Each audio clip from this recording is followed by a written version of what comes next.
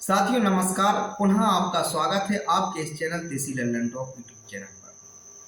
साथियों, सहारा इंडिया की कोऑपरेटिव सोसाइटियों के निवेशकों के लिए इस समय तमाम सारे सोशल मीडिया प्लेटफॉर्म पर एक मनगढ़ंत कहानियां चलाई जा रही हैं कि आज भुगतान, कल भुगतान, इस प्रकार से ये करो, वो करो, आवेदन करो।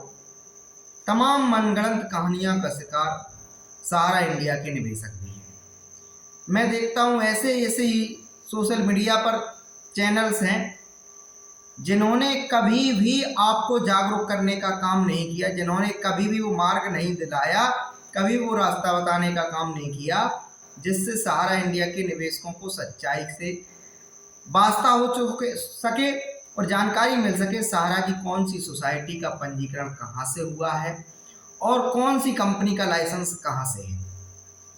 दूर दूर तक जिन्हें सहारा की विषय पर डीपली कोई नॉलेज नहीं है, ऐसे ऐसे लोगों पर हम ऐसे ऐसे चैनल्स पर मैं देखता हूँ लाखों की संख्या में व्यूअर आ जाते हैं। उसका चैनल ये है, वो टाइटल इस प्रकार से डाल देते हैं, थंबनेल इस प्रकार से डाल देते हैं, डिस्क्रिप्शन इस प्रकार से लिख देते हैं कि वो सर्च में दौड़ने लगता है और सर्च में थोड़ा रन करता है, ऊपर चला जाता है।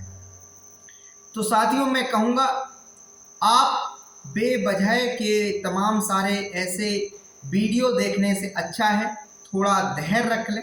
10 से 15 दिनों के अंदर भुगतान की प्रक्रिया के बारे में एकदम पारदर्शी तरीके से जानकारी आ जाएगी। मैंने जिस प्रकार से कहा था, मेरी सेंट्रल रजिस्ट्रार के कार्यालय से जानकारी जो मुझे प्राप्त हुई थी वो मैंने बता दिया था कि हमारे जो माननीय सुप्रीम कोर्ट ने नियुक्त किए हैं अधिवक्ता न्याय मित्र, जिन्हें एमिकस क्यूरी भी कहा जाता है, गौरव अग्रवाल जी, और रिटायर सेवानिवृत्त जस्टिस आर सुभाष रेड्डी जी की निगरानी में सेंट्रल रजिस्ट्रार एक निगरानी तंत्र बनाएंगे, एक पारदर्शी तंत्र बनाएंगे जिससे के माध्यम से निवेशकों से भुगतान किए जाएंगे। तो बहुत ज़्यादा आपको बताएं परेशान होने की आवश्यकता नहीं है, थोड़ा सा धैर्य रख लीजिए। जब इतने दिनों से धैर्य रखे हुए थे, 10 से 15 दिनों में जो भी मैंने बताया प्रक्रिया आपके सामने आ जाएगी। जहाँ तक हमें जो जानकारी प्राप्त हुई है इस विषय पर, यही अभी तक मेरा निष्कर्ष है कि भुगतान बहुत ही पारदर्शी तरीके से दिए जाएंगे। एक एक निवेशक का सत्यापन होगा, एक एक निवेशक को अपने सर्टिफिकेट को सेंट्रल रजिस्ट्रार तक पहुंचाना पड़ेगा। इसके बाद ही आप लोगों के खाते में पैसा आ पाएगा। ये नहीं है कि आपने रजिस्ट्री कर दिया, उसमें सर्टिफिकेट का कॉपी लगा दिया और वहां से पैसा ट्रांसफर हो गया। ये सिर्फ अफवाह वाली बातें हैं। अगर कोई इस प्रकार से बातें कर रहा, वो एक अलग बात है कि आप पत्र भेज करके सेंट्रल रजिस्ट्रार को ये अवगत करा सकें, भारत सरकार को ये अवगत करा सकें कि हमारा भी भुगतान बकाया है, हमारे भी परिपक्वता अवधि की खाते की अवधि पूर्ण हो गई है और सहारा के द्वारा भुगतान नहीं किया गया है। मतलब एक आंकड़ा तो आप पहुंचा सकते हैं कि आपका इतना निवेश है, इतने इतने सर्टिफिकेट हैं आपके, लेकिन इसका मतलब ये नहीं है कि आप जब वो आंकड़ा पहुंचा देंगे तो उससे आपको जो सेंट्रल रजिस्ट्रार के पास सहारा से रिफंड अकाउंट से 5,000 करोड़ रुपए आए, उससे आपका भुगतान हो जाएगा। ये कतई संभव नहीं है। इसलिए मैं देख रहा हूं कि तमाम सारे यूट्यूबर जिन्होंने सहारा के विषय पर कोई गहन अध्ययन नहीं किया, कोई गहन जानकारी नहीं की, मामला क्या है डीपली तरीके से, कई बार मैं देखता हूं सहारा को लोग बैंक कह देते हैं। किस प्रकार से आप लोग काम करते हैं आपको ये नहीं पता है।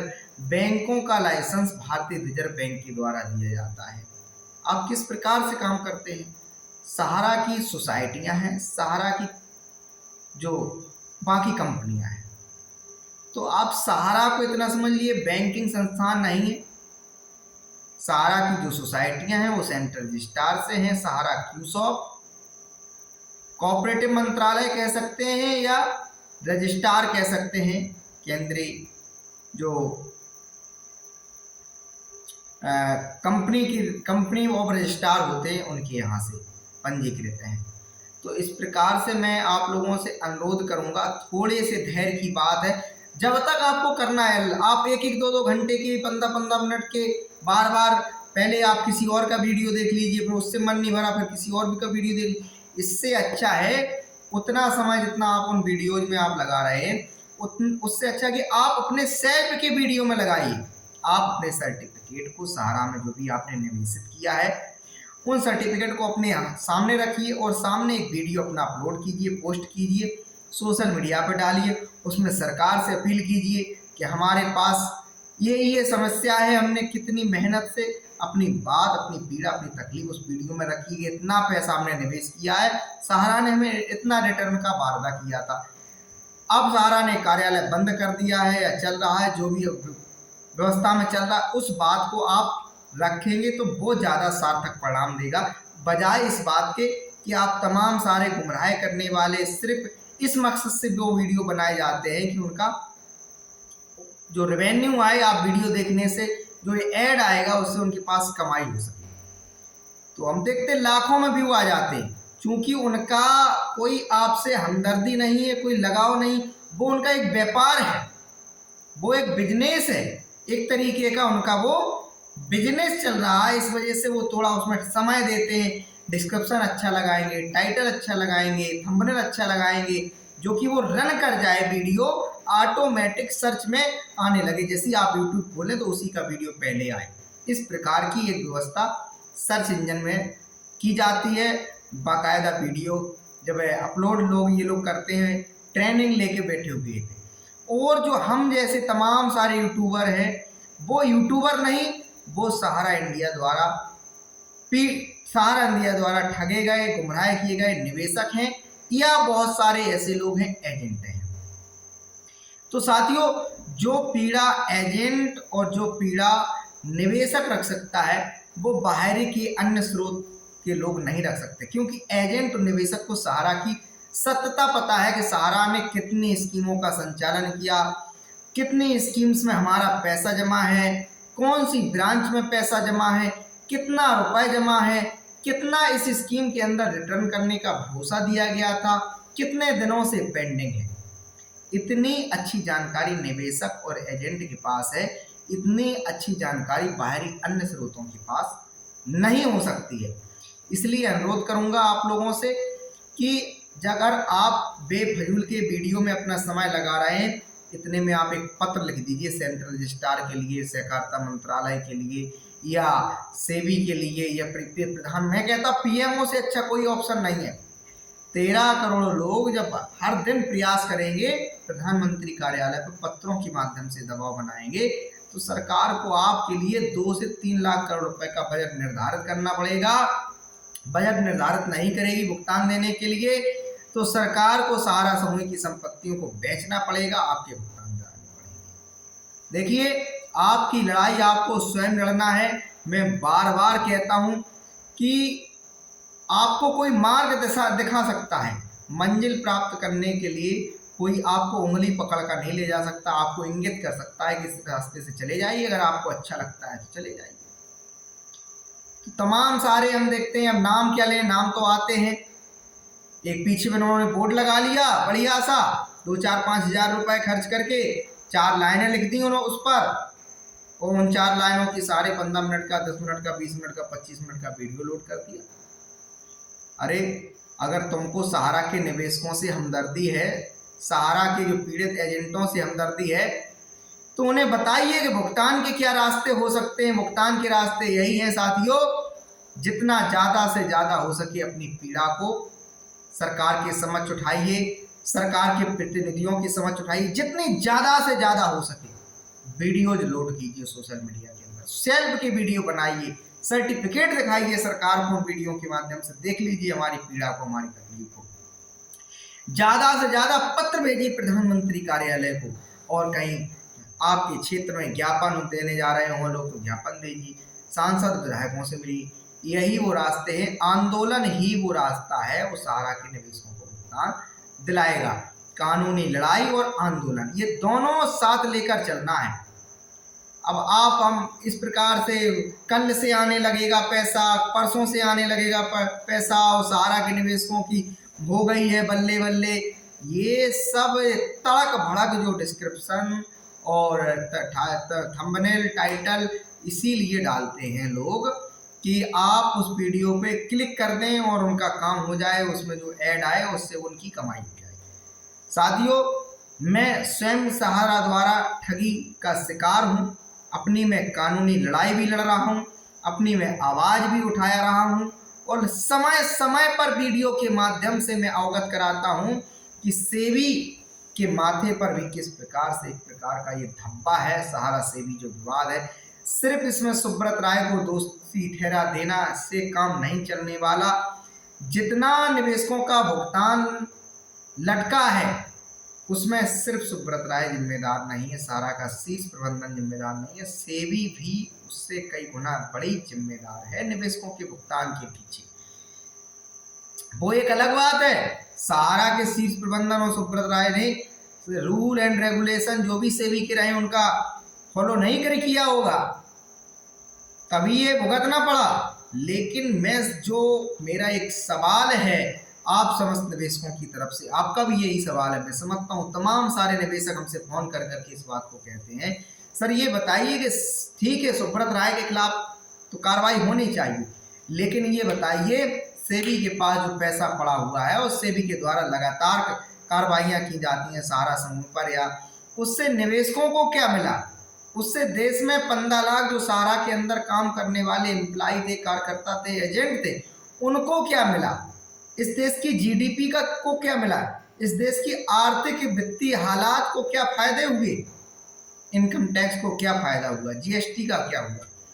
तो मैं इस बात को पाता हूं कि अगर सहारा आज चल रहा होता तो लोगों को रोजगार भी मिल रहा होता, जो 15 लाख लोग त्राहिमाम कर रहे हैं उनके जीवन में आज खुशहाली होती, निवेशक अपना भुगतान प्राप्त कर रहा होता। निश्चित ही साथियों, में इस बात के पूर्णतया समर्थन में हूं कि अगर कोई व्यक्ति, कोई संस्थान गलतियां करता है तो उसमें एक मौका दिया जाता है सुलह समझौता करने का, मीडिएशन करने का, सेटलमेंट करने का। इस दिशा में कभी भी सेबी के तरफ से, भारत सरकार की तरफ से कोई भी कदम नहीं उठाए गए। क्या ये सारे विश्लेषण नहीं किया जाना चाहिए थे? सहारा के अंदर इतने लोग हैं, अगर सहारा समूह पर इस प्रकार से हमने प्रतिबंध लगा दिए और से इस प्रतिबंधों के कारण जब किसी व्यक्ति को हाथ पैर बांध के, डाल के, मुंह बंद करके, मुंह में कपड़ा डाल दीजिए, नाक कान बंद कर दीजिए, आंखें बंद कर दीजिए, अब उसके पीछे से डंडे बजाइए और कहिए चलिए, तो साथियों वो चल नहीं पाएगा। निश्चित ही वो चल नहीं जाएगा, प्रयास करेगा भी तो तब भी नहीं चल पाएगा। और इसके बाद जैसे उसको मौका मिलेगा, जिस व्यक्ति ने हमें हाथ पैर बांध के डाला है, उस व्यक्ति की थोड़ी सी हमसे नजर हट गई है तो थोड़ा सा वो प्रयास करेगा कहीं से अपने आप को छोड़ ले। यही सहारा के शीर्ष प्रबंधन ने किया। सेबी ने कभी 24,000 करोड़ रुपया तो कभी 62,000 करोड़ रुपया मांगा, तो कभी कहा कि निवेशक फर्जी है, तो कभी मनी लॉन्ड्रिंग का केस दर्ज करवा दिया। लेकिन साथियों, सेबी ने कभी इस बीच ये रास्ता नहीं निकाला कि सहारा ने, जो शीर्ष प्रबंधन ने जो गलतियां की, उसकी सजा जनता को ना दी जाए, निवेशकों को नहीं दी जाए। इसकी दिशा में कोई कदम नहीं उठाया। और जैसे ही सहारा को मौका मिला तो कोई मजे में एक हल्की में साइड से कोई देख लिया कि ये टुकड़ा संपत्ति को बेचा जा सकता है, बेचने का भी काम किया और बेचे गए हैं। हालांकि बहुत सारी जगह पर जागरूक जिलाधिकारियों ने उन संपत्तियों पर प्रतिबंध लगाए। तमाम सारे शहरों में सहारा की लग्जरी संपत्तियां पड़ी। जब सहारा से विवाद हुआ, सहारा को लगा कि इस संपत्ति पे, अब वो सिस्टर्स कंपनियां रही कि कौन सी कंपनियां रही, लेकिन ये तय है सहारा ने इस संपत्तियों को बेचा है और कई संपत्तियां ऐसी बेची जिनका पैसा सेबी के पास भी जमा नहीं कराया गया। तो वो पैसा कहाँ गया, कैसे गया? अपने निजी खर्चे में सहारा के शीर्ष प्रबंधन के अधिकारियों ने ले लिया। क्या किया, ये जांच का विषय है, आगे का विषय है, लेकिन इससे निवेशकों का कोई भला नहीं होने वाला। साथियों देखिए, मेरे द्वारा जो भी आपको संदेश दिए जाए, जो भी आपको जानकारी दी जाए, उसका सिर्फ एकमात्र मकसद, एकमात्र मोटो ये है कि आप जागरूक हो जाएं, आपकी जागरूकता ही आपका भुगतान दिलाएगी। हाथ पे हाथ रख के आप नाली खड़ंजे के लिए पड़ोसी से लड़ जाते हैं, आपका यहाँ गाड़ी कमाई का पैसा जमा है, आप कहते नहीं मैं क्यों कोर्ट कचहरी भागूंगा, आप एजेंट से लड़ने को तैयार हो जाते हैं, एजेंट पे प्रेशर बनाने का प्रयास करते हैं। अरे भैया, बगल की पानी निकलने के लिए पड़ोसी से आप लड़ जाते हैं, वो नाली के लिए आप लड़ जाते हैं। इस देश में लाखों लड़ाइयाँ ऐसी चल रही हैं और आपका यहाँ गाड़ी कमाई का पैसा है और आप यहाँ आवाज़ नहीं उठाएंगे तो कौन आवाज़ उठाएगा। 13 करोड़ निवेशक बताए जाते हैं सारा इंडिया के, 13 लाख लोग भी एकजुट होकर नहीं लड़ पा रहे हैं। वो एक अलग बात है, लाखों शिकायतें सरकार तक पहुंची हैं, कोई समझ बिल्कुल, लेकिन उसमें भी किसका योगदान है? उन लोगों का योगदान है जिन्होंने बार बार अपील किया कि आप लोग जाग जाइए, आपकी एकता ही भुगतान दिला सकती है, आपकी जागरूकता ही भुगतान दिला सकती है, आपको ये करना ही करना चाहिए। तब वो लाखों लोगों ने वहाँ सरकार के दरवाजे पर अपनी चिट्ठियाँ पहुँचाई, शिकायतें भेजी, सरकार के दरवाजे पर जाकर घंटी बजाई कि भैया जागो, वरना हमारी जिंदगी तबाह हो जाएगी, हमारी जिंदगी बर्बाद हो जाएगी। तो इसी क्रम में साथियों, चलते चलते आप लोगों से पुनः अपील करूंगा, यदि आपने प्रधानमंत्री कार्यालय को पत्र नहीं लिखा है तो सहारा सेवी विवाद को निपटाने के संदर्भ में एक पत्र लिखिए और कहिए कि सेवी सहारा रिफंड अकाउंट में जो भी पैसा पड़ा हुआ है इसे सहारा की सोसाइटियों के निवेशकों का भुगतान दिलाया जाए। बताइए कि सहारा समूह किसी का व्यक्तिगत संस्थान, व्यक्तिगत कंपनी नहीं है, निवेशकों और एजेंटों की गाड़ी कमाई से खड़ी की गई कंपनियां हैं। इसको चाहे LIC को सौंप दो, चाहे भारतीय डाक विभाग को सौंप दो, चाहे रेलवे को सौंप दो, किसी को भी सौंप दो, लेकिन हम लोगों का भुगतान तत्काल कराए सरकार। जितने भी हमारे सहारा इंडिया के पीड़ित निवेशक और एजेंट हैं, इनका जितना भी पैसा वहाँ जमा है, ब्याज सहित इनका भुगतान दिलाने का काम सरकार को करना चाहिए। इस प्रकार से आप आवेदन प्रधानमंत्री कार्यालय को भेजें और लिखें। इसके अलावा आप सेबी को भी लिखें, इसके अलावा सेंट्रल रजिस्ट्रार को भी लिखें, इसके अलावा सांसद विधायकों से मिलने का जो सिलसिला है उसको रुकने नहीं दें। आगे रणनीति हम देख रहे हैं, तमाम सारे जो आंदोलनकारी संगठन हैं जो लगातार सहारा से भुगतान दिलाने की मांग को तेज कर रहे हैं, वो हम देख रहे हैं आगे विधानसभा घेराव का भी कार्यक्रम कर रहे हैं।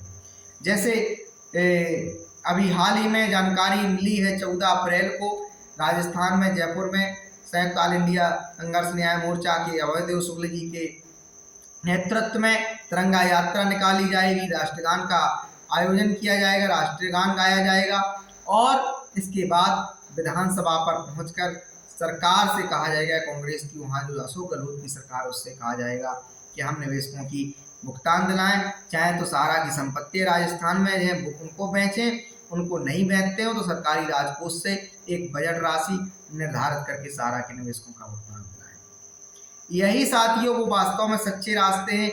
और सहारा सेवी रिफंड अकाउंट से जो 5,000 करोड़ रुपये रिलीज हुआ है उसके संदर्भ में कहना है कि 10 करोड़ निवेशकों का भुगतान नहीं होने जा रहा है। 10 करोड़ निवेशकों का यदि भुगतान होता है तो आपके खाते में मात्र 500 रुपये आने वाले हैं। 5,000 करोड़ रुपए से 10 करोड़ निवेशकों का जब आप मल्टीप्लाई करेंगे तो मात्र 500 रुपये आपके खाते में आएंगे। इसलिए पारदर्शी तरीके से जो एक तंत्र विकसित किया जा रहा है सेंट्रल रजिस्ट्रार के माध्यम से 10 से 15 दिन में सामने आ जाएगा। इंतजार थोड़ा सा कर लीजिए, फालतू के वीडियो से दूर रहिए। काम करना है तो इस पे करो ना, सरकार पे कोई प्रेशर बनाओ। जितना समय आप वीडियो में दे देते हैं, दिन भर में आप 6-6 घंटे वीडियो देखते रहते हैं, इधर से इधर ऊपर सरकाने में लगे, स्क्रीन को ऊपर से नीचे करने में, कोई खुशखबरी मिल जाए। अरे कैसे जो खुशखबरी आती है वो तो दौड़ी के एकदम से पता चल ही जाता है। 5,000 करोड़ रुपए की आपको बात कैसे पता लगा? ऐसे ही जैसी सेंट्रल रजिस्ट्रार कोई प्रक्रिया निर्धारित करेंगे तुरंत आपको तत्काल पता लग जाएगी। बहुत आपको घबराने की जरूरत नहीं है, थोड़ा सा इंतजार कर लीजिए, थोड़ा सा। धन्यवाद साथियों। मेरा ये सिलसिला प्रारंभ से लेकर अंतिम समय तक चलता रहेगा जब तक सहारा के एक निवेशक को, एक एजेंट को भुगतान नहीं मिल जाएगा साथियों। मैं तब तक आप लोगों को जागरूक करता ही करता रहूँगा। धन्यवाद।